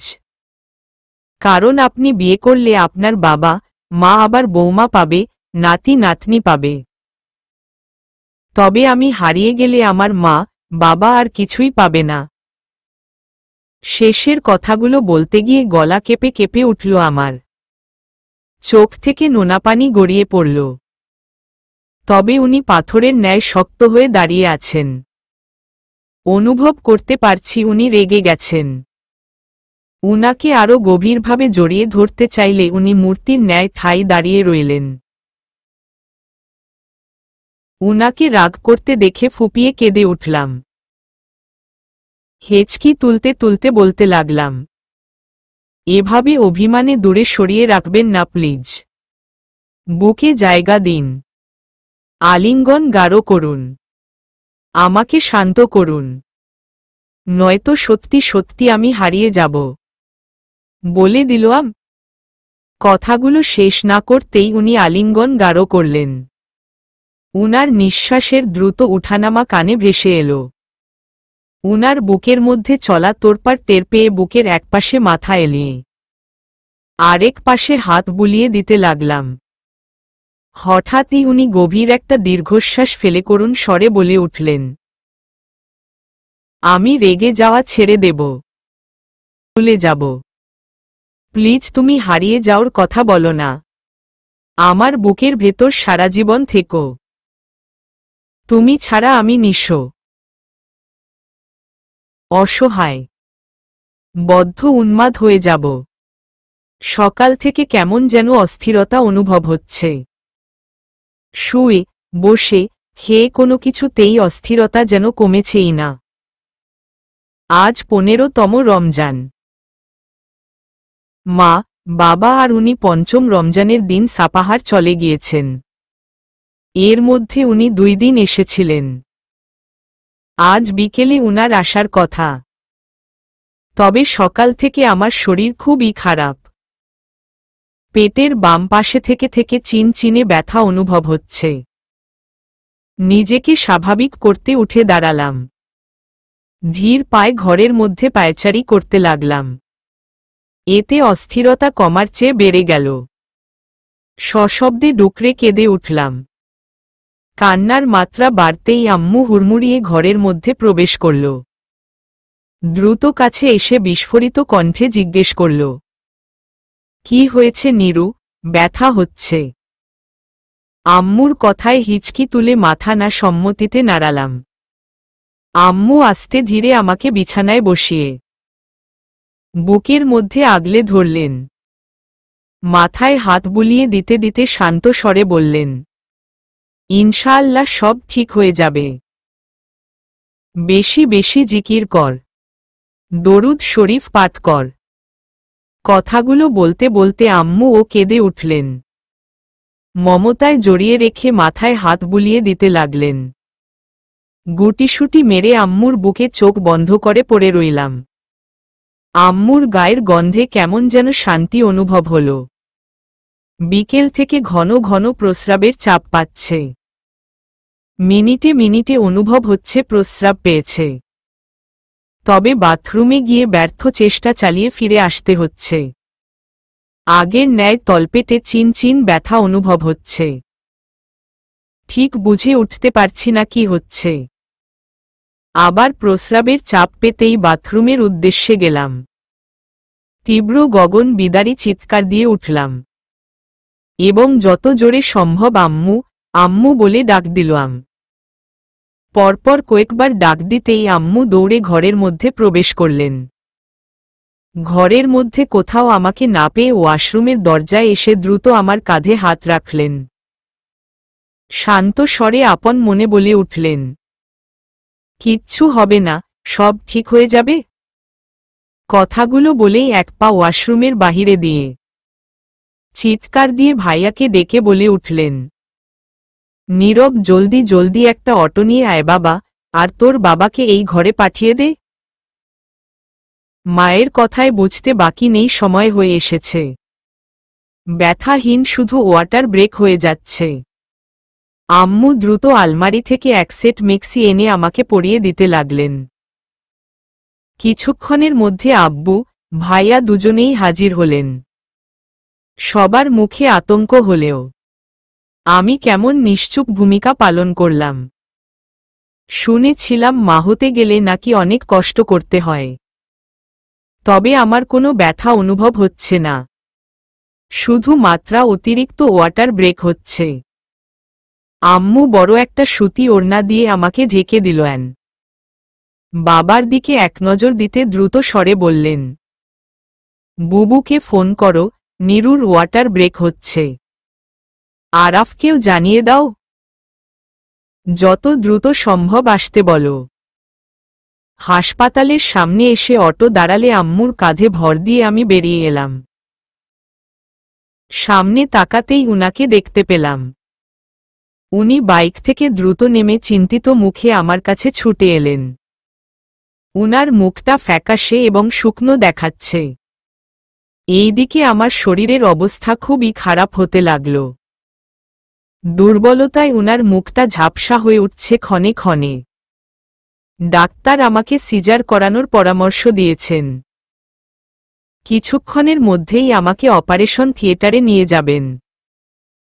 কেবিনে আমি আর আম্মু বসে রয়েছে, বাকি সবাই বাহিরে গিয়েছেন। সব রুলস ফর্মালিটিজ পূরণ করছেন হয়তো। কেবিনে এসি থাকা সত্ত্বেও আম্মুর ঘেমে নিয়ে একাকার অবস্থা। উনি যে ভীষণ টেনশনে রয়েছেন বিষয়টা উপলব্ধি করতে পারলাম। শান্ত স্বরে বলে উঠলাম, ডেট অনুযায়ী তো 20-এর 22 দিন আগে হয়ে যাচ্ছে। ওর কোনো ক্ষতি হবে না তো? আমার কথায় আম্মু আমার দিকে তাকালেন। আমাকে আশ্বাস দেওয়ার চেষ্টা করে স্বাভাবিক স্বরে বললেন, দেরি করলেই প্রবলেম হবে নাকি? প্রচুর ওয়াটার ব্রেক হয়েছে, তার মধ্যে তোর পেইনও হচ্ছে না। দেরি করলে পানি শুকিয়ে বাবুর ক্ষতি হতে পারে, তাই এইটাই উত্তম। আম্মুর কথায় আর কিছু বললাম না। অপারেশন কথাটা শুনতেই বুকটা হু হু করে উঠছে আমার। উপরে শান্ত থাকলেও ভেতরটায় যেন কালবৈশাখী ঝড় শুরু হল। মুহূর্তেই 2 জন নার্স ভেতরে প্রবেশ করলেন। বুঝতে পারলাম সময় এসে গেছে জীবনের সবচেয়ে বড় সত্যের মুখোমুখি হওয়ার। জীবনে একটা আঁচড় না পাওয়া মেয়েটা আজ স্বেচ্ছায় নিজেকে ক্ষত বিক্ষত, রক্তাক্ত করার উদ্দেশ্যে পা বাড়িয়েছে, শুধুমাত্র নারীত্বের সর্বোচ্চ মর্যাদার আশায়, ছোট্ট একটি শব্দের আশায়। মা এতক্ষণ মূর্তির ন্যায় অপারেশন থিয়েটারে প্রবেশ করলেও এখন কেন জানি খুব ভয় হচ্ছে। তার মধ্যে প্রবেশের আগে প্রাণপ্রিয় মুখটা দেখতে না পারায় কলিজা যেন ফেটে যাচ্ছে। আসার সময় আম্মু আর ভাইয়া ব্যতীত অপারেশন থিয়েটারের বাহিরে কাউকে দেখতে পারিনি। আব্বু আর উনি সেই যে গিয়েছেন, আমি যে অপারেশন থিয়েটারে প্রবেশ করলাম, তবুও তাদের আসার কোনো খবর নেই। কথাগুলো মনে মনে আওড়াতেই নার্স দুজন আমাকে বেডে শুইয়ে দিল। বেডের উপর শুয়ে থাকতেই বুক কেঁপে উঠল আমার। আমার 2 পাশে 2 জন নার্স। একজন এক হাতে প্রেশার মাপার যন্ত্র বেঁধে দিচ্ছেন, আরেকজন আরেক হাতে স্যালাইন দেওয়ার প্রিপারেশন নিতেই আমি ভয় জড়ানো শান্ত কণ্ঠে বলে উঠলাম, আমাকে একটু সাহস দিবেন। আমার জীবনে কোনো কাটা ছেঁড়া বা ছোটখাটো অ্যাক্সিডেন্টও নেই। প্লিজ আপনারা আমাকে একটু সাহস দিন। আমার কথায় একজন নার্স মিষ্টি হেসে স্বাভাবিক স্বরে বললেন, কিচ্ছু হবে না, কোনো টেনশন নেই। আপনি কিছু বুঝতেই পারবেন না। কিছুক্ষণ দুজনেই আমাকে সাহস দিল। তার মধ্যেই 2 জন ডাক্তার চলে আসলেন। অপারেশনের জন্য প্রস্তুতি নিতেই আমি ডাক্তারের উদ্দেশ্যে মিনতির স্বরে বলে উঠলাম, একটা অনুরোধ করব, রাখবেন। আমার কথায় ডাক্তার প্রথমে একটু অবাক হলেও পরবর্তীতে মৃদু হেসে ছোট্ট করে উত্তর দিল, হুমম বলুন। আমি শান্ত স্বরে পুনরায় বলে উঠলাম, আমার বাচ্চাকে সর্বপ্রথম তার বাবার কোলে দিবেন প্লিজ। আমার কথায় ডাক্তার মৃদু হেসে চোখের ইশারায় আমাকে আশ্বস্ত করলেন। চোখ বন্ধ করে গভীর একটা দীর্ঘশ্বাস ফেলে জীবনের সবচেয়ে কঠিন সময় পার করার জন্য আল্লাহর জিকির, দোয়া দরুদ পড়তে লাগলাম। ব্যথা না হলেও সবকিছু অনুভব করতে পারছিলাম। চোখের সামনে আড়াল দিয়ে দেওয়ার জন্য কিছু দেখতে না পারলেও ডাক্তার নার্সের টুকিটাকি প্রশ্নের উত্তর দিচ্ছিলাম। কথায় কথায় একজন নার্স ডাক্তারকে উদ্দেশ্য করে বলে উঠলেন, সন্তানকে সর্বপ্রথম তার বাবার কোলে দেওয়ার কথা এর আগে আর একজন পেশেন্ট বলেছিল, তাই না স্যার? নার্সের কথায় ডাক্তার ছোট্ট করে হ্যাঁ উত্তর দিল। সবকিছু আলহামদুলিল্লাহ খুব ভালোভাবেই শেষ হয়েছে। 24 ঘন্টা আইসিইউতে রাখার পর সবে মাত্র আমাকে কেবিনে শিফট করেছে। বাবুর মুখটা অপারেশন থিয়েটারেই আমাকে দেখানো হয়েছিল। একজন নার্স ওকে কোলে করে একটু দূরে দাঁড়িয়ে বাবুর মাথাটা একটু উঁচু করে আমাকে দেখিয়ে হাসিমাখা মুখে বললেন, এই দেখুন আপনার বিবাহিত জীবনের ভালোবাসার ফসল। বাবুর ঘুমন্ত মুখটা দেখে আবেগে ফুঁপিয়ে কেঁদে উঠতেই ডাক্তার খুব দ্রুততার সঙ্গে বলে উঠলেন, আরে আরে কান্না করো কেন? এখন কি কান্না করার সময়? একদম কান্না করো না। সবকিছু আলহামদুলিল্লাহ সুন্দরভাবে সম্পূর্ণ হয়েছে। আল্লাহর কাছে শুকরিয়া আদায় করো। আমার কপালে কপাল ঠেকিয়ে উনি বেডের পাশে চেয়ারে বসে রয়েছেন। বাবু আমার বুকের উপর পরম শান্তিতে ঘুমিয়ে রয়েছে। আমিও চোখ বুজে কিছুক্ষণ আগে ঘটে চলা মুহূর্তগুলো স্মৃতিচারণ করতে লাগলাম। এতক্ষণ পুরো পরিবারে কেবিন রুম যেন মুখরিত ছিল। সকালের মধ্যে মা, বাবাও এসে হাজির হয়েছেন। আব্বু আমার মেয়ের হাতে প্রথমেই একটা কলম তুলে দিলেন। মেয়েটা আমার খুব শক্ত হাতে কলমটা ধরে রাখলেন। হাসি মুখে বাবা খুশিতে গদগদ হয়ে বললেন, জীবনে অনেক বড় হও আপু, সঠিক জ্ঞান অর্জন করে মানুষের মতো মানুষ হও। কেবিনে শিফট হওয়ার 5 মিনিট পর উনি দরজায় এসে দাঁড়ালেন। উনাকে দ্রুত নিঃশ্বাস ফেলতে দেখে বুঝতে পারলাম উনি হয়তো দৌড়ে এসে পৌঁছেছেন এখানে। উনার চোখে মুখে আনন্দ উছলে পড়লেও চোখ মুখটা বড্ড শুকনো এবং কালো দেখাচ্ছে। নিশ্চিত উনি সারারাত ঘুমাননি। হয়তো শান্তিতে এক ফোঁটা নিঃশ্বাসও নেয়নি। কেবিন ভর্তি মানুষ থাকা সত্ত্বেও আমি আনমনে উনার দিকে হাত বাড়িয়ে দিলাম। উনাকে ছুঁয়ে দেখার তীব্র ইচ্ছায় বুকটা খা খা করে উঠল। আমার হাত বাড়িয়ে দেওয়া দেখে উনি দ্রুত গতিতে এসে আমার হাত ধরলেন। বেডের পাশে চেয়ারে ভাইয়া বসেছিল। উনাকে দেখে ভাইয়া উঠে দাঁড়িয়ে উনাকে বসতে বলে একটু জোর গলায় সবার উদ্দেশ্যে বলল, চলেন আমরা সবাই একটু বাহিরে যাই। একসাথে এত গ্যাঞ্জাম ভালো নয়। ও একটু রেস্ট নিক। ভাইয়ার কথার ইঙ্গিত সবাই বুঝতে পেরে আর এক মুহূর্ত না দাঁড়িয়ে সবাই বেরিয়ে গেলেন। শুধু নানি সোফার উপর বসে রইলেন। উনি অপলক দৃষ্টিতে আমার দিকে তাকিয়ে হাত হাত রেখেই চেয়ারের উপর বসলেন। বুকের উপর ঘুমিয়ে থাকা ছোট্ট প্রাণটার কপালে পরম আদরে ঠোঁট ছুঁয়ে দিলেন। পরবর্তীতে আমার কপালে গাঢ় চুম্বন এঁকে দিয়ে কপালে কপাল ঠেকিয়ে আমার বালিশের পাশে কাত হয়ে মাথা রাখলেন। তারপর শান্ত স্বরে বললেন, অনেক অনেক ধন্যবাদ নিরুপমা। জীবনের শ্রেষ্ঠ উপহার তুমি আমাকে দিয়েছ। এর জন্য আমি সারা জীবন তোমার কাছে কৃতজ্ঞ থাকব প্রিয়। কথাগুলো বলে উনি জোরে নিঃশ্বাস ছাড়লেন। মাথা উঁচু করে গালে চুমু দেওয়ার উদ্দেশ্যে এগিয়ে আসতেই নানি চেঁচিয়ে বলে উঠলেন, নীরু রে, তোর জামাইয়ের চুমা তুই নিস না। তোর জামাই দা খুবই খুশটা। নার্স যখন তোর মাইয়ারে আয়না প্রথমে তোর জামাইয়ের কোলে দিল, তখন এই খুশটা তোর মায়ার রক্তমাখা ঠোঁট এই চুমা খাইছে। নানির কথা শুনে উনি মুখ টিপে হেসে আমার দিকে একবার তাকিয়ে পিছনে ফিরে দাঁড়ালেন। নানির উদ্দেশ্যে এগিয়ে যেতে যেতে রসিকতা করে বললেন, আমি খুশটা, তাই না?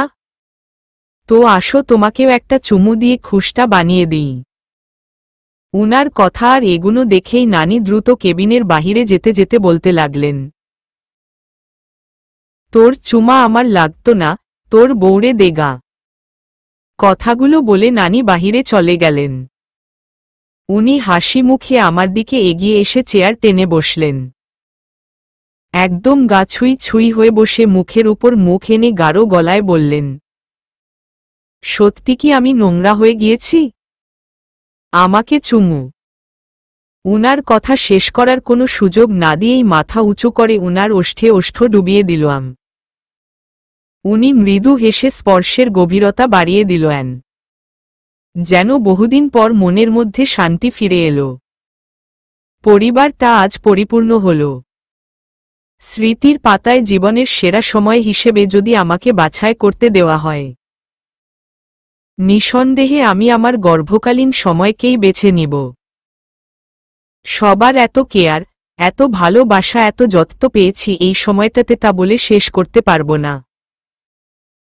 আর উনার কথা আর কি বলবো। এমন জীবন সঙ্গী পেতে ভাগ্যের প্রয়োজন হয়। আমার জীবনে আল্লাহ প্রদত্ত শ্রেষ্ঠ উপহার উনি। চোখের সামনে উনার প্রাণবন্ত হাসি মুখটার দিকে অপলক দৃষ্টিতে তাকিয়ে রয়েছি। উনি পাশে বসে মেয়েকে কোলে নিয়ে কখনো মা মা বলে ডাকছেন, আবার কখনো পরম আদরের ছুঁয়ে ছুঁয়ে দিচ্ছেন। বাবা মেয়ের এত ভালোবাসা দেখে খুবই শান্তি অনুভব হচ্ছে। পরশু হাসপাতাল থেকে রিলিজ দিয়েছে।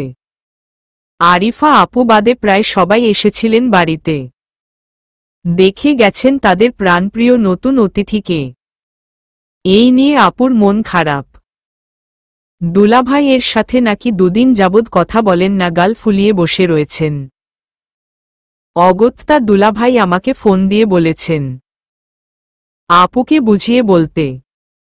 ঈদের পরদিন ইনশাআল্লাহ উনারা এসে পড়বেন। ঈদের আর মাত্র 10 দিন বাকি। কতদিন পর দেশে এসে ঈদ করতে পারছে। মা ভাইকে রেখে এখানে আসা কি ঠিক হবে? আবার এতদূর জার্নি করে এসে একদিন পর চলে যাওয়া। রোজা রেখে বড়দের সাথে সাথে আয়ানেরও কষ্ট হয়ে যাবে। তাই দুলাভাইয়ের বক্তব্য ঈদের পরের দিন পুরো পরিবার সহ সাপাহার আসবে এবং বেশ কিছু দিন এখানে কাটাবে। দুলাভাইয়ের কথায় আমরা দুজনেই রাজি হয়ে আপুকে সব বুঝিয়ে বলেছি। আপু প্রথমে একটু রাগ ধরে রাখতে চেয়ে পড়ে ঠিক হয়ে গেছেন। রোজ দিনে 2-3 বার ভিডিও কল দেন। আদরে একমাত্র ভাতিজিকে দেখেন আর আসার জন্য ছটফট করেন। কালকে বাবুর আকিকা দিয়েছেন বাবা।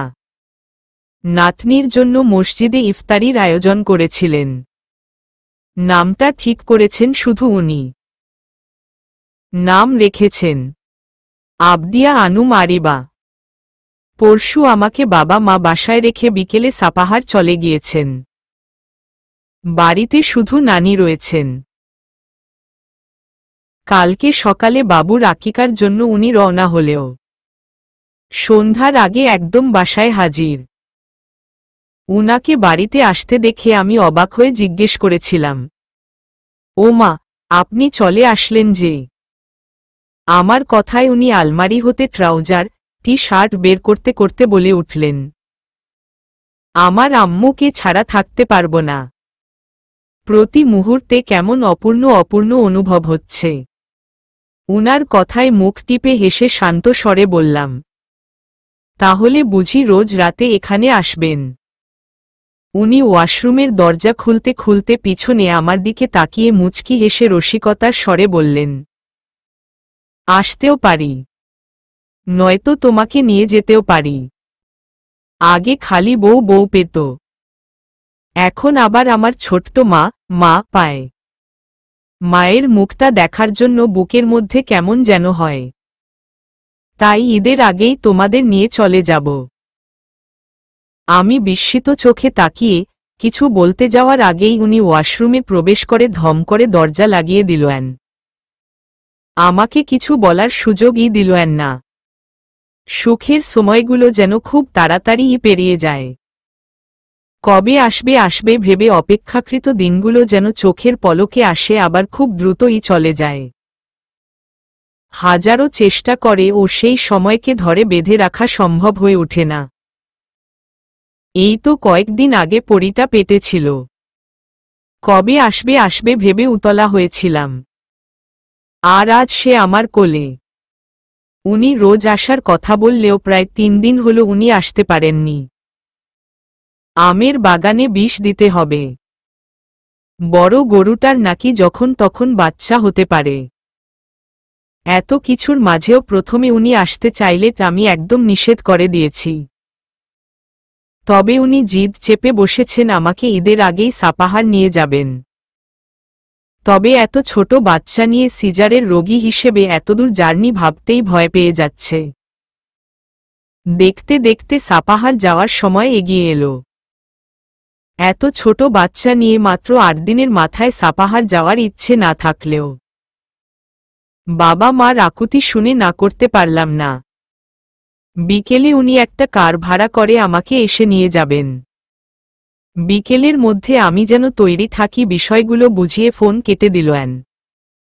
আমি ফোন বিছানার উপর রেখে আব্বু, আম্মু আর ভাইয়ার দেওয়া আরিবার ঈদের ড্রেসগুলো লাগেজে তুলে রাখতেই দরজা ঠেলে কারো পায়ের ধাপ টের পেলাম।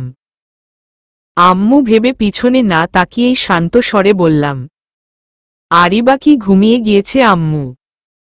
তবে আমার কথার উত্তরের বদলে কারো নাক টেনে ফুপিয়ে কান্নার আওয়াজ কানে ভেসে উঠল। আচমকা বুক কেঁপে উঠতেই আমি দ্রুত পিছন ফিরে তাকাতেই আরেক দফা চমকে উঠলাম। এই সময় এই মুহূর্তে আমি কল্পনাও করিনি ও আসবে এবং তাকে এভাবে দেখতে হবে। বিস্ময় কপাল কুঁচকে বলে উঠলাম, তুই এখানে? কি হয়েছে, আর এভাবে কাঁদছিস কেন? কথাগুলো বলতে বলতে আমি রাইয়ার হাত ধরে টেনে এনে খাটের উপর বসলাম। আমাদের 10 বছরের বন্ধুত্বের জীবনে শুধু আন্টির চলে যাওয়ার দিন ব্যতীত রাইয়াকে কখনো কান্না করতে দেখিনি। তবে আজ ওকে এমন বিধ্বস্ত অবস্থায় দেখে কলিজা কেঁপে উঠল। ফর্সা চোখমুখ কেঁদে লাল হয়ে গিয়েছে, চুলগুলো একদম এলোমেলো। পরনের পোশাক দেখে মনে হচ্ছে বাসায় যেগুলো পরেছিল ঠিক সেগুলোই পরে চলে এসেছে। প্রেগন্যান্সির পর থেকে আমি ভার্সিটি যাইনি বললেই চলে, শুধু রেজাল্টের দিন গিয়েছিলাম। তবে রাইয়ার সাথে এই 9 মাসের মধ্যে প্রায় বহুবার ফোনে কথা হয়েছে। আরিবাকে দেখতে রাইয়া হাসপাতালেও এসেছিল। এমনকি কালকেও কথা হলো আজ বিকেলে আমি সাপাহার যাচ্ছি। তখন তো ও একদম পারফেক্ট ছিল। বিষয়গুলো ভেবে ওর হাত দুটো ধরে চোখের পানি মুছে দিয়ে গালে হাত রেখে শান্ত স্বরে বললাম, কি হয়েছে তোর? না বললে বুঝবো কেমনে? বল। আমার কথায় রাইয়া ফোলা ফোলা লাল চোখে আমার দিকে করুণ চোখে তাকিয়ে শান্ত স্বরে বলল, আমাকে একটা চাকরির আর থাকার ব্যবস্থা করে দিবি। নয়তো ভাইয়ার খামার বাড়িতে কাজের মেয়ে হিসেবেও রাখতে পারিস। তবুও একটা চাকরির ব্যবস্থা করে দেন না দোস্ত। শেষের কথাগুলো বলতে বলতে রাইয়া পুনরায় ফুপিয়ে কেঁদে উঠল। আমি ওর দিকে চেয়ে শান্ত স্বরে বললাম, সব সমস্যার সমাধান হবে, শুধু তুই সবকিছু খুলে বল। এভাবে খাপোছাড়া কথা বুঝতে আমার সমস্যা হচ্ছে। তুই আগে সবটা বলতো। আমার কথায় রাইয়া এবার নড়েছড়ে বসল। নিজেই নিজের চোখের পানি মুছে গলাটা একটু স্বাভাবিক করার চেষ্টা করে বলতে লাগল, কাল সকালে সবাই দেশের বাড়ি চলে যাওয়ার প্ল্যান রয়েছে। আব্বুর ভাষ্যমতে ঈদ এবার দাদু বাড়িতে করবেন। তবে সমস্যাটা সেখানে নয়। সমস্যাটা হলো ওই মহিলা। ওই মহিলা আর আব্বু নাকি ঠিক করেছেন দেশে গিয়ে আমাকে বিয়ে দিয়ে দিবেন। গোপনে গোপনে তারা একজন ছেলেও ঠিক করে রেখেছেন। ছেলে নাকি নেভিতে জব করে। তবে তার আগে একবার বিয়ে হয়েছিল, তবে বউ 6 মাস হলো মারা গিয়েছেন। কাল সন্ধ্যায় আমার এক কাজিন ফোনে আমাকে বিষয়টা বলেছেন। তা নিয়ে আব্বুর সাথে আমার কথা কাটাকাটিও হয়েছে। ওই মহিলা আমাদের বাবা মেয়ের মধ্যে নাক গলাতে এসেছিলেন। তাই রাগ করে উনাকে চলে যেতে বলাতে আব্বু আমাকে মেরেছেন। আপু নেই বলে উনারা আমার সাথে এমন করছে নিরু। নয়তো আব্বু আমাকে কখনোই মারত না। ভাঙ্গা ভাঙ্গা গলায় কথাগুলো বলে থামল রাইয়া। কান্না করতে করতে হেঁচকি উঠে গিয়েছে মেয়েটার আমার থেকে। পানি খাবো বলে পানি চাইতেন, আমি বেড সাইড টেবিল থেকে পানির বোতল ওর দিকে এগিয়ে দিলাম। ঢক ঢক করে ও পানি খেতে লাগল। রাইয়ার মা 5 বছর হলো লিভার ক্যান্সার হয়ে মারা গিয়েছেন। ওর মা মারা যাওয়ার 6 মাস পর ওর বাবা আবার বিয়ে করেছেন। আর এতক্ষণ ধরে ওই মহিলা বলে যাকে রাইয়া সম্বোধন করছেন, সে হলো ওর সৎ মা। তবে পারিবারিক কোনো সমস্যার কথা আজ পর্যন্ত ও আমাকে কখনো বলেনি। আর আগ বাড়িয়ে আমি শুনতেও চাইনি। তবে আজ কেন জানি না ওর কথাগুলো শুনে খুবই খারাপ লাগলো।